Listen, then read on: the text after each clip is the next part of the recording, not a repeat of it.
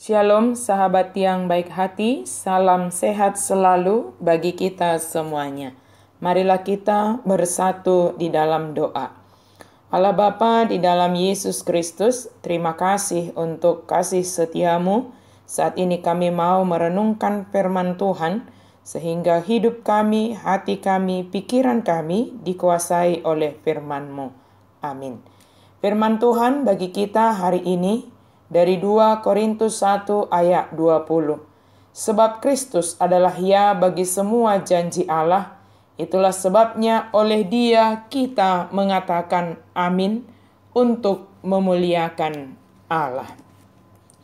Ai manang piga baga-baga ni debata, gabe olo di bagasan ibana, jala marhite-hite ibana do amin. Bahen hasangapon di debata, marhite-hite hami. Kristus adalah ya bagi semua janji Allah. Keraguan-raguan terhadap janji membuat kita kurang meyakini dan bahkan menjadi curiga terhadap seseorang yang berjanji kepada kita.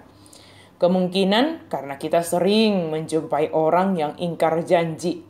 Dan ada juga kemungkinan karena kita sendiri juga sering ingkar janji. Dan sering sekali kita bersembunyi di balik kata wajar sebagai manusia suka lupa atas apa yang dikatakan atau yang dijanjikan. Kebimbangan adalah salah satu faktor penghalang untuk memperoleh apa yang Tuhan janjikan selain dosa. Yakobus menulis, orang yang bimbang sama dengan gelombang laut yang diombang-ambingkan kian kemari oleh angin. Orang yang demikian janganlah mengira bahwa ia akan menerima sesuatu dari Tuhan. Selama kita membiarkan kebimbangan menari-nari di hati dan pikiran, jangan pernah berharap bahwa kita akan mendapatkan apa yang kita inginkan dari Tuhan. Ketika jemaat Korintus menuduh Paulus sebagai orang yang tidak dapat dipercaya, dengan harapan mengurangi otoritasnya sebagai rasul, Paulus mengatakan bahwa ia bukan tipe orang yang mengatakan ya ketika ia bermaksud mengatakan tidak. Bukannya membela diri, Paulus malah mengingatkan jemaat di Korintus tentang kesetiaan Allah melalui tuduhan mereka. Allah tidak bermuka dua, janji-janjinya akan dipenuhi. Tidak akan ada kebimbangan antara ya dan tidak. Yesus Kristus adalah teladan utama tentang hal ini.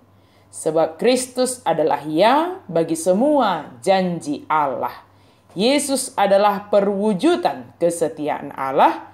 Karena Yesus Kristus adalah setia, Paulus juga akan setia dalam pelayanannya. Dan kita juga harus menjadi orang yang setia di dalam setiap janji kita. Bila kita berdoa meminta sesuatu kepada Tuhan, kita harus yakin dan membayangkan bahwa kita sudah menerimanya sesuai dengan cara Allah memberikannya kepada kita. Apa saja yang kamu minta dan doakan, percayalah bahwa kamu telah menerimanya, maka hal itu akan diberikan kepadamu. Mengapa demikian? Sebab di dalam Dia hanya ada ya. Dan Allah bukanlah manusia sehingga ia berdusta.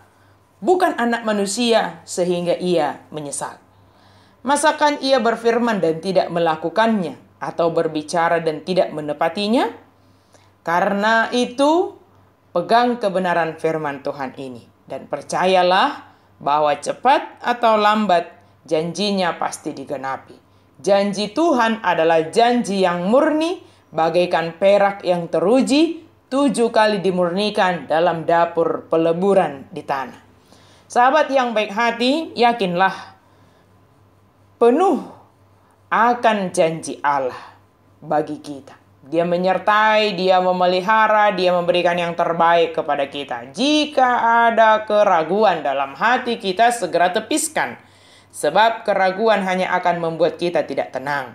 Sementara keyakinan penuh kepada Allah akan semakin menguatkan kita dan memantapkan langkah kita menapaki perjalanan hidup kita. Dan percayalah bahwa Allah yang menepati janji bagi kita semua adalah untuk kemuliaan Allah. Amin. Mari kita berdoa. Terima kasih Tuhan untuk firman-Mu. Tolonglah kami Tuhan supaya kami sanggup untuk tetap tenang, yakin penuh kepada janji-Mu, dan kami percaya Engkau adalah Allah yang setia menepati janji-Mu. Biarlah kami juga menjadi pribadi yang setia sebagaimana yang telah diteladankan oleh Yesus bagi kami. Segala sesuatu yang kami lakukan, segala sesuatu yang kami harapkan adalah hanya untuk kemuliaan Allah di dalam Yesus Kristus. Amin.